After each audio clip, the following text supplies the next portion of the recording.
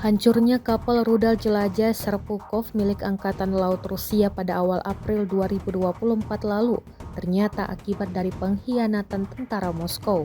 Intelijen militer Ukraina mengungkap kapal perang yang disebut-sebut paling mutakhir yang dipersenjatai dengan rudal Onyx dan Khalid tersebut terbakar hebat. Media Ukraina Kyiv Post mengabarkan bahwa tentara Angkatan Laut yang disebut sebagai Goga menjadi biang terbakarnya Serpukhov. Goga adalah anggota Angkatan Laut yang ditempatkan di armada Baltik Kremlin yang memiliki akses ke area rahasia di kapal perang Moskow. Diam-diam dia membelot dan membantu pasukan pertahanan Kiev dalam serangan rahasia bernama Operasi Rybalka atau Nelayan. Dia memberikan informasi lokasi kapal hingga diserang oleh tim sabotase Ukraina. Operasi ini mengejutkan musuh dan FSB. Agen rahasia Rusia sangat marah. Beberapa orang terjatuh, kata juru bicara intelijen Ukraina Andrei Yusov pada konferensi pers yang didedikasikan untuk operasi ini.